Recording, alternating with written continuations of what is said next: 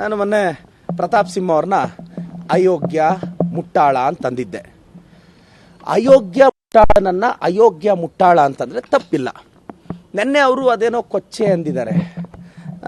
ನನಗೆ ಪ್ರತಾಪ್ ಸಿಂಹ ಅವರೇ, ಈ ಕೊಚ್ಚೆಗೆ ಕಲ್ಲು ಹಾಕೋದು, ಕೈ ಹಾಕೋದು, ಇವೆಲ್ಲ ಅಂದಿಗಳು ಮಾಡೋ ಕೆಲಸ ಅಲ್ವಾ?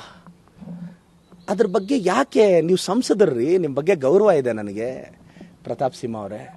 ಈ ಕೊಚ್ಚೆ ವಿಚಾರ ಎಲ್ಲ ಕೊಚ್ಚೆ ಕಲ್ಲು ಹಾಕೋದು, ಕೈ ಹಾಕೋದು ಅಂದಿಗಳು ಮಾಡೋ ಕೆಲಸ. ಸೊ ನೀವು ಅಂತ ಹೇಳಿಕೆ ಕೊಡಬೇಡಿ. ಪ್ರತಾಪ್ ಸಿಂಹ ಅವರೇ, 2017ರಲ್ಲಿ ಖಾಸಗಿ ಚಾನಲ್ಗೆ ಇಂಟರ್ವ್ಯೂ ಕೊಡುವಾಗ ಏನು ಹೇಳಿದ್ರಿ? ಕುಶಾಲನಗರಕ್ಕೆ 6 ಲೈನ್ ರೋಡ್ ಹಾಕ್ಸ್ತೀನಿ ಅಂತ. ಸರ್ವೆ ಆಗಿದೆಯೇನಪ್ಪ? ಯಾವತ್ತಾದರೂ ಪಿರಿಯಾಪಟ್ಟಣ ಹುಣಸೂರು ರೈತರ ಕಷ್ಟ ಕೇಳಿದ್ಯೇನಪ್ಪ? ಕೊಡಗು ಕಾಫಿ ಬೆಳೆಗಾರರಿಗೆ ಯಾವತ್ತಾದ್ರೂ ಮಿನಿಮಮ್ ಸಪೋರ್ಟ್ ಪ್ರೈಸ್ ಕೊಡಿಸಿದ್ಯೇನಪ್ಪ? ಬೆಂಗಳೂರು ಮೈಸೂರು ಹೈವೇ ನೀನು ಹಾಕ್ಸಿದ್ದ? 2002-2003ರಲ್ಲಿ ಆವತ್ತು ನಮ್ಮ ಕಾಂಗ್ರೆಸ್ ಸರ್ಕಾರ ಇದ್ದಾಗ ಫಸ್ಟ್ ಅದು 4 ಲೈನ್ ಮಾಡಬೇಕು ಅಂತ ಡಿಸೈಡ್ ಆಗಿದ್ದು. ನಂತರ ನಮ್ಮ ಸಿದ್ದರಾಮಯ್ಯ ಸಾಹೇಬರು CM ಆಗಿರ್ತಾರೆ, HC ಮಹದೇವಪ್ಪನವರು ಇಲ್ಲಿ PWD ಮಿನಿಸ್ಟರ್ ಆಗಿರ್ತಾರೆ, ಅಲ್ಲಿ ಫರ್ನಾಂಡಿಸ್ ಅವರು ಟ್ರಾನ್ಸ್ಪೋರ್ಟ್ ಮಿನಿಸ್ಟರ್ ಆಗಿರ್ತಾರೆ. ನಮ್ಮ UPA ಗೌರ್ಮೆಂಟಲ್ಲಿ ಅದು ಅಪ್ರೂವ್ ಆಗಿದ್ದು. ನಮ್ಮ ಸಿದ್ದರಾಮಯ್ಯ ಸಾಹೇಬರು ಇದ್ದಾಗ ಲ್ಯಾಂಡ್ ಅಕ್ವಿಸಿಷನ್ನು ನಮ್ಮ ಸರ್ಕಾರದಲ್ಲಿ ನಡೆದಿದ್ದು.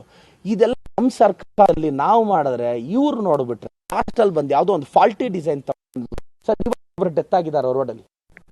ಯಾರದಕ್ಕೆ ಕಾರಣ? ಡಿಸೈನ್ ಒಂದು ತಂದಿದ್ದಾರೆ ಇವರು. ಮಿಕ್ಕಿದೆಲ್ಲ ಫ್ಯಾಕ್ಟ್ ಸರ್. ನಾನೇನು ಪ್ರತಾಪ್ ಸಿಂಹ ಅವರೇ, ನಿಮಗೆ ಚಾಲೆಂಜ್ ಮಾಡೋ ತಾಕತ್ತಿದ್ರೆ ಬನ್ನಿ. ನಾನು ಹೇಳ್ತಾ ಇರೋದ್ರಲ್ಲಿ 100% ಸತ್ಯ ಇದೆ.